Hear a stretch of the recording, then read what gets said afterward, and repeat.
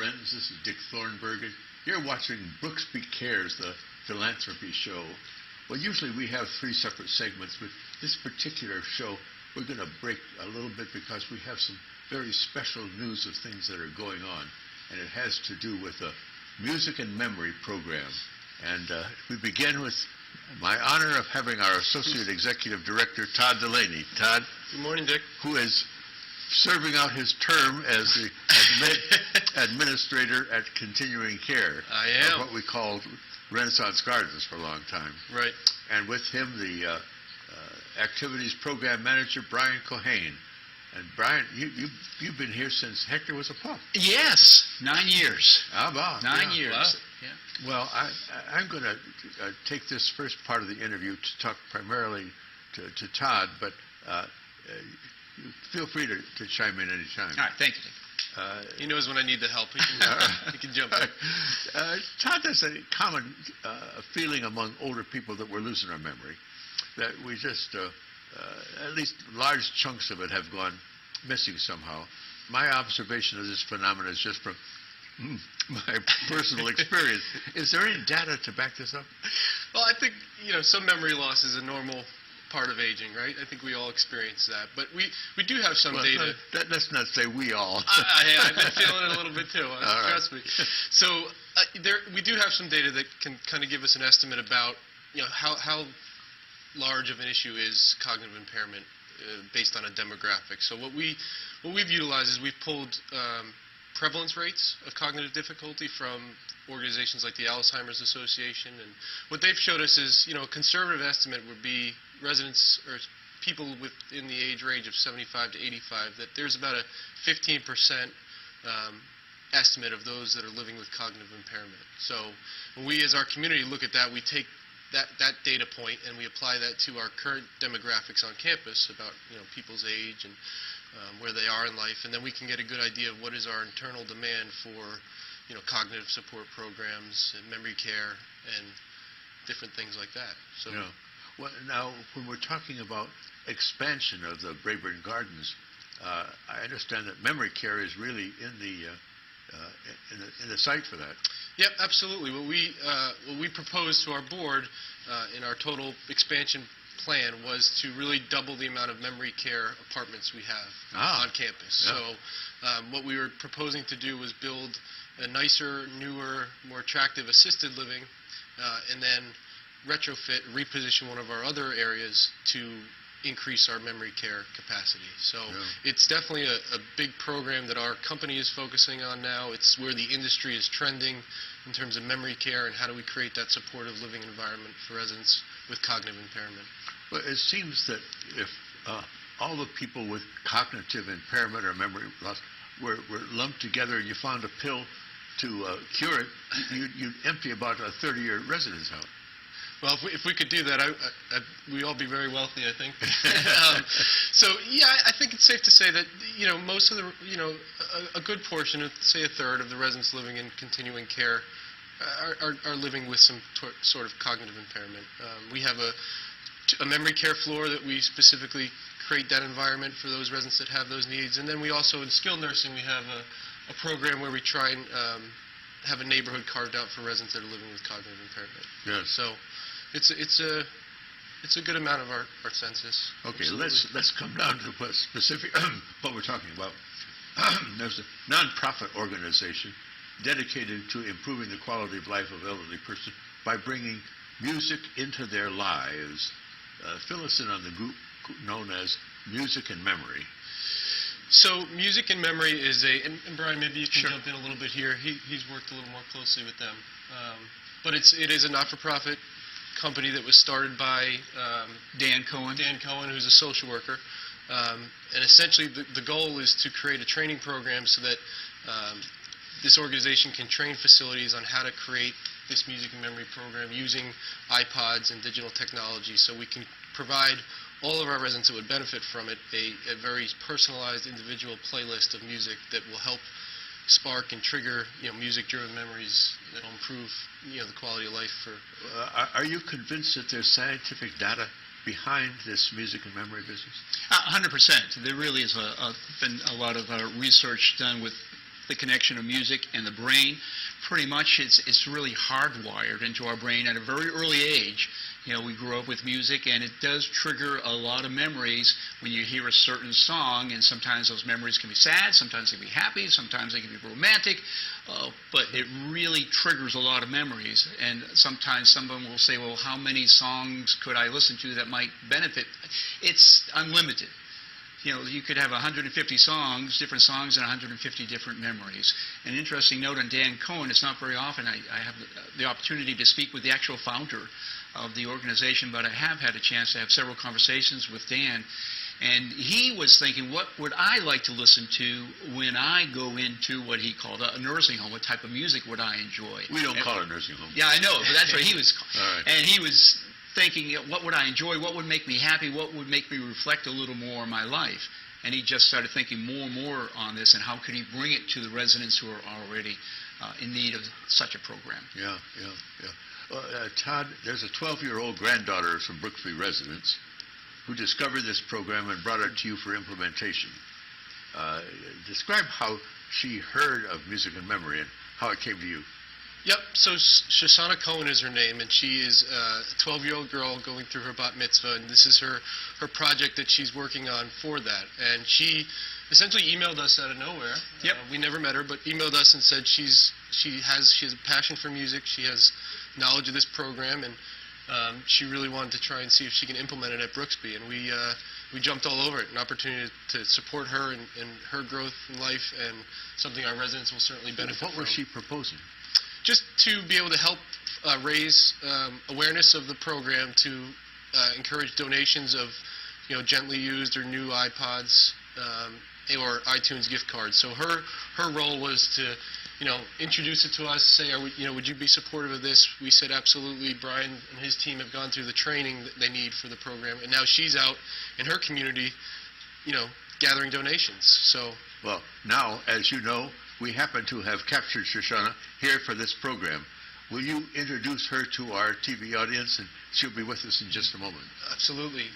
Welcome, Shoshanna Cohen. She's a 12-year-old granddaughter of some residents that live here on campus, and she's a great girl that's really helping our program and bringing a lot to Brooksby. So enjoy the interview with her. All right, here we go.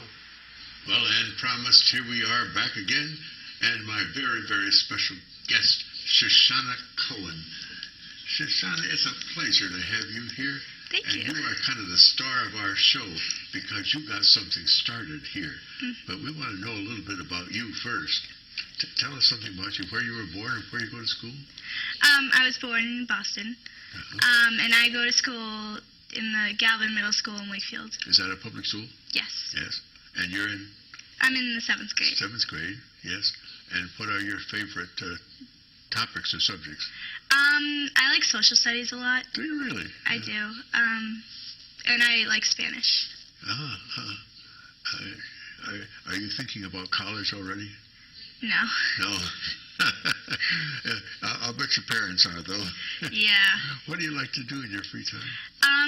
I like to play my instruments. Do you really? I do.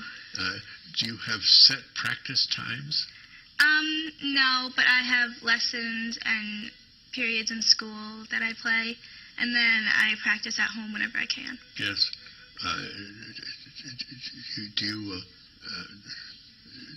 you have lessons in? Tell us about what you do play. I play the clarinet, the viola, and the piano. And what do you have a favorite among those three? I do. My favorite is definitely the clarinet. Is it really? Yes. Yeah. Well, then, do you play clarinet in a band? Yeah. Yeah. Will you be one day in a great marching band?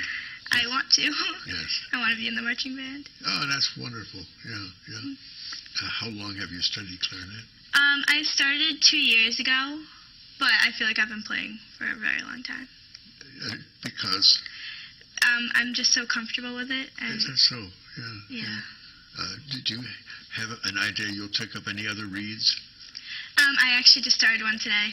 Yes? So I started my 3, which is a little bit thicker than most. Yeah. A different reed. No, I meant like oboe or something like that. Oh, no. Or bassoon or something No. like that. anything else you do in your free time? Do you do sports? Yeah, I play basketball. Do you really? Yeah. Oh, wonderful. Wonderful. And are you a good shooter? No. Oh, I'm more of a defensive player. I see. Well, every team, I think some of the really great women's basketball teams have been built on defense. My favorite was the University of Connecticut women, and we lived in Connecticut at the time. So, well, wonderful. Nice to have you here. Do you have any personal connection with Brooksby Village? I do. My grandmother lives in Liberty Place. My No, wait a grandfather, minute. Who is she? Diane Cohen. No. Yes, Di- the only have- Diane Cohen. have you been coming here for a long time? I've been here since I was around 4 or 5, maybe. I think I remember you when you were that tall in the elevator, and we'd pat you on the head and say, "Oh, isn't it? Oh, isn't that wonderful?" Since you were 4 or 5. Yeah, around And, there. do you want to say hello to Diane? Hi, Grandma. Hello. And anyone else? My grandfather lives in Devonshire Way. He's Joel Seidman. Is that so? Yeah. And Joel and I have something in common. We're both in wheelchairs. Yep. Yeah. Yeah. Great. And then my other grandmother is in Brayburn Gardens on the Alzheimer's floor. Yes. Well, I have lots of hope for Thank you. Brayburn Gardens, and well, we're going to get to that in a Yeah. minute. I see by your email address that you love music. Yeah. Do you write music, or you? No, I just play, but it's my escape from reality. Now tell us about that. Like if I didn't do well on a test or I'm just having a rough time, I'll just sit in my room and play, and it'll just calm me down. Isn't that wonderful? Yeah. Yeah. Do you play something special, or just wander around the keyboard? I just play whatever I can. Yeah. Really, just whatever I want. But I'm in the mood for. But it's a recognized piece. No, usually not. Just something that you're making up as you go along. Yeah. There was a song, Seated One Day at the Keyboard. I was weary and ill at ease, and I found a lost chord. You know that one? No. Well, you probably just as well. Well, let's talk about music and memory. Where did that come from? I was reading a magazine, and I was also looking for a bat mitzvah project for my bat mitzvah, and I found this article, and Music and Memory is a non-profit organization that brings personalized music to people with a type of dementia. And then I wanted to do my project for either my grandmother, who's in the Alzheimer's unit, or my grandfather, who was diagnosed with a rare disease. And I thought, well, if this is going to help people with a sort of dementia, why don't I just bring it to Brooksby, to my grandmother? I mean, I'll get to combine my love of music with the love of my grandmother. Isn't that wonderful? So, Yeah. Has your grandmother been in the Alzheimer's unit long? I think. I don't really know when she went in, but it feels like a long time. And do you know how music helps Alzheimer's patients? So I guess they can't remember. Some can't remember like what just happened or what happened a long time ago. But the music brings back their memories somehow. It's something with the brain. I don't really know, but there is a video on their website, musicandmemory.org, and it shows Oliver Sacks talking about it, and a video of a man named Henry who has Alzheimer's, and they give him his music, and he just lights up, and he's just dancing and being happy, and it's just truly amazing to watch. Well, I think it's remarkable that you're combining your bat mitzvah project, you're interested in music, you're interested in your grandparents, and it all comes together in one program that already exists. Mm-hmm. I think it's remarkable you find that. Shoshanna, let me ask one final question. Do you have a favorite song now that you think 50 years ago you would remember? It would probably be What About Us by Daughtry. I just love that song. It's a popular song. No, I just like it. Well, I mean, it's a song that's on the... No, not anymore. I just remember it from a couple of years Can you ago. sing a line or two? No. Okay. I don't want to. I don't wonder. Well, we're going to talk a little bit about how this program is going to come to being. Just give it a little rundown. How do people help?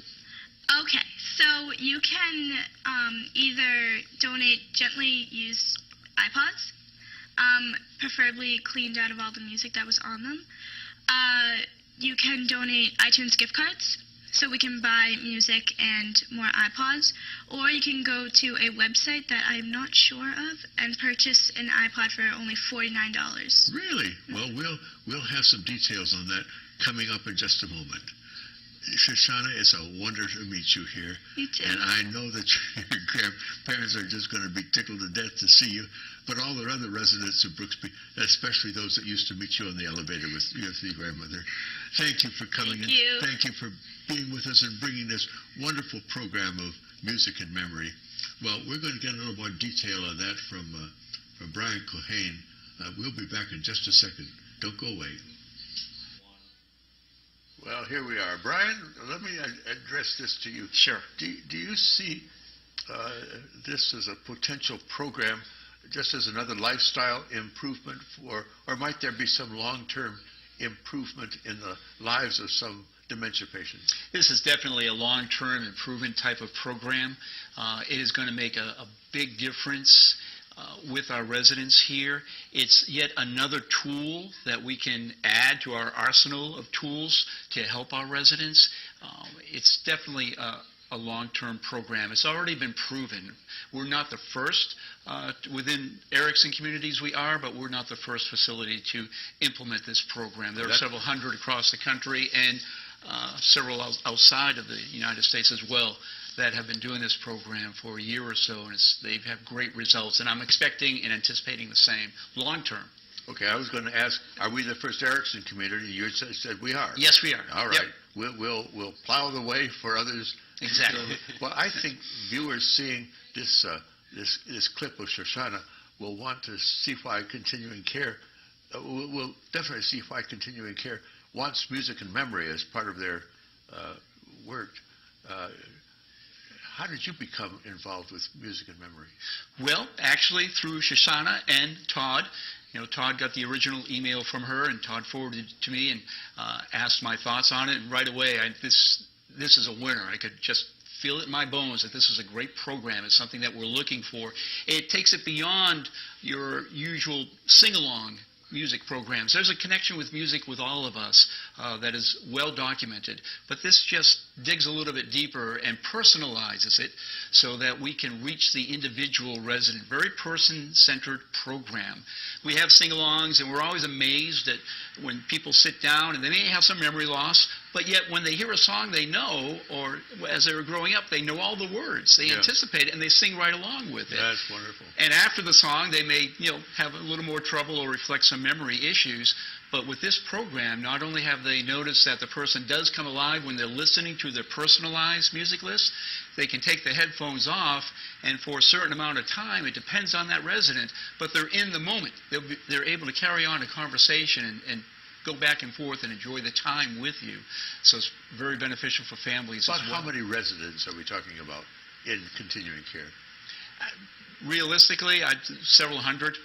Oh, really? That as we do this program, as we keep going, and I know you mean across the board, independent as well as? I think independent as well, but I think most of the residents over at Braeburn Gardens, as we get to learn more about this program and see the interaction and the results, that we'll want to expand it and see the benefits of a lot of residents, not just those that may be in the late stages of dementia or having serious cognitive issues. Yeah. So, and I would just to add, there's definitely quality of life enhancements, as Brian talked about, but also, when you're living with cognitive impairment, sometimes you have certain behaviors or aggression or anxiety, and this program can sometimes help in managing that as well. So there's some clinical benefits to it. Definitely. Yeah. Okay, let's get to the target. Okay. What are we asking for? What are we requesting of family members and residents in independent living? Exactly what is an iPod? It's this. That's what it is. Up on camera one. I don't know if it's an iPod is as small as this, but can contain just really thousands of different songs, different music, and not just music, but other programs as well. But so we are, as Shoshanna said, looking for gently used iPods. If they work, that's what we're looking for, and if it's possible to delete the music that you may already have on the iPod, that would help as well. Where should they be brought, and to whom will they be given? They can be dropped off at the administrator's office with Michelle Salvia over in the Macintosh building. And from there, we will bring them over into Brayburn Gardens, and we'll start, as the program grows, make sure that the residents who we feel will benefit from them will receive the iPod. I understand you already have some collected. We have, I would say, over a dozen iPods right now. And Shoshanna herself also has almost 20, so she's doing her own. She's collecting them herself. She's collecting outside in her, in her synagogue and in her community. She's getting donations as well, and we're trying to help encourage that here too. If a person is like myself, never heard of an iPod, she said you could $49. You could buy one. Yep. Would you rather we buy them or just give money to you, or what do you do? Well, that's a personal choice, but as far as money goes, we would prefer, if you're going to do something other than an iPod but want to contribute somehow, is to purchase an iTunes gift card. iTunes gift card, and any denomination would help, because we will be using the iTunes programs quite a bit for this program, Music and Memory. In your activities program, is there any volunteer work that persons in independent living can do to support this program? Absolutely, and this is going to open up yet another avenue for us here at Brooksby, is we will be looking for volunteers that would be willing to help us download the music, because that's going to be time-consuming, and we are going to be training other staff and those who may be interested on ways to implement the program with residents as well. Well, thank you for contributing to this fascinating saga. I think we're onto something big here. Definitely. Absolutely, and, Dick, yeah. I appreciate you, Todd. We appreciate your support, Dick. Brian. Thank you, Dick. We've already gotten such great response from the Absolutely, community, yeah. so we appreciate everyone's participation. All right. Well, we're going to have a little public service announcement and then go right into Beth McNellis. Guys, thank you for coming. Thank you. You're welcome. Pleasure. Thank you. As the culinary team here at Brooksby Village, we are proud to serve quality cuts of beef. You may not realize it, but we serve the same quality meats as many of the most popular restaurants and hotels in our local area. We receive our beef products from two main vendors. One is Buckhead Meats, who services restaurants nationwide and was the official beef supplier for the 1996 Olympic Games in Atlanta, Georgia. We also receive some of the beef we use from a local company called Keneally Quality Meats, which got its start in Faneuil Hall Marketplace in 1939 and has grown to be one of the region's largest meat suppliers, serving local restaurants, hotels, and country clubs for the past 73 years. Our team takes pride in not just buying quality product, but also butchering and portioning them in-house to specialty cuts. For instance, we use the same cut of beef when we serve a prime rib dinner that we utilize to make the grilled Delmonico steaks. Or when we serve the petite filet mignon, we use the same cut of beef that we use for our carved tenderloins on our holiday buffets. We have listened and heard your concerns regarding certain cuts of beef that you have found to be tough. We have moved away from such cuts as the skirt steak and the flank steak and have been using more tender cuts, such as the sirloin culottes and the black Angus sirloins. We've heard that the steak Diane is a favorite campus-wide, so we've utilized that cut in the creation of other recipes such as the herb and mustard crusted steak, grilled steak with crispy onions, and steak with brandy sauce. Our goal has always been, and will always be, to provide you with a positive dining experience in any restaurant of your choosing, and commit to serving you the highest possible quality while taking the time to prepare each product just the way you like it. Well, here we are back again with Beth McNellis, the Director of Philanthropy, Communications, and a whole bunch of other resident life things. Nice to see you, Beth. Always a pleasure, Dick. You've got some great statistics to share with us for this year end. I just think it's one of the remarkable achievements. I don't know how other communities are, but tell us where we stand on some of our funds. We're doing very well. As it's been a great year, and I have to, of course, attribute it to the partnership that we have with the Philanthropy Advisory Group, which is you're a part of, Dick, but also a number of residents that help work with me, and we decide on what programs, what appeals, what recognition events we should have. So I think it's that collaboration and partnership that makes our philanthropy program here so successful. Because obviously if the residents are working with us and they know what's going to work best among their peers. And we've just had a great year. Our Resident Care Fund has had record contributions, mostly because we've had a very successful gala. We also had a lot of vendor support. We had a lot of board support. We had the executive team all support the Resident Care Fund this year, which they usually do, of course. But we also had corporate support for our Resident Care Fund, and we had a number of planned gifts that were realized this year. And this is really, last year we had a couple of thousand, but this year we had hundreds of thousands realized in planned gifts. Cash and planned Cash, gifts. yes, cash and drum planned roll, gifts. we came to what percentage?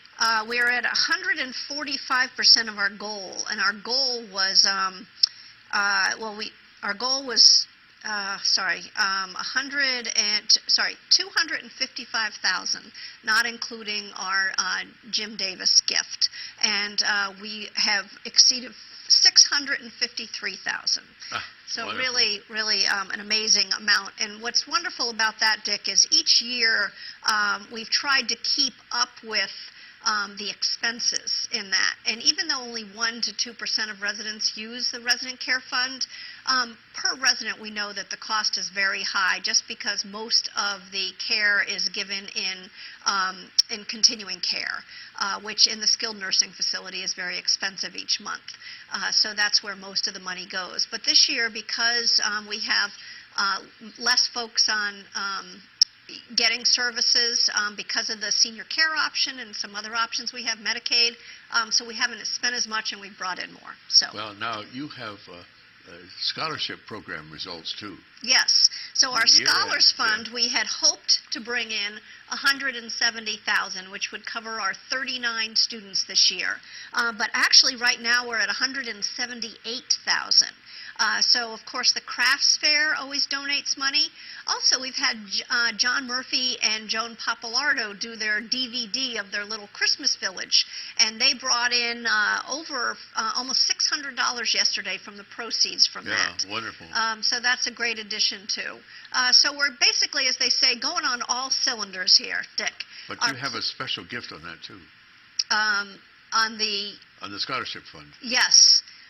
We had a planned gift this year, the first time ever that a planned gift has come in for the scholarship fund. Oh, that's not cash. And it's a right, promise. it's a promise, and Yes. that's a pledge of $250,000. Oh, my. So, as we know, college gets more and more expensive every year, and so to be able to help the students with the costs of college and be able to help in a bigger way each year is really important. So we Okay. thank the resident support on that also. Well, this has just been wonderful. And your planned gifts are also your planned gifts. $885,000, 190% of our goal. So that's really spectacular. We have over 100 Egret Legacy Society members as of this year. We hit 101 Egret Legacy Society Wonderful. members. So Well, Beth, that's a great way to end the year. It And is. I want to say thank you for your inspiration and what you've done to help us. We need to keep this going because you never can tell what is going to happen in the future as far as our giving. So Right. let's build a little backlog against losing it all. well, we're in a good place. Thank you. Well, that's it for Brooksby Cares, our philanthropy show for today. Thank you for tuning in. We're going to give you updates on our memory and music program as we go along. But that's it for today. Have a Merry Christmas, a Happy New Year, and we'll see you next year. This is Dick Thornburg. Goodbye, friends.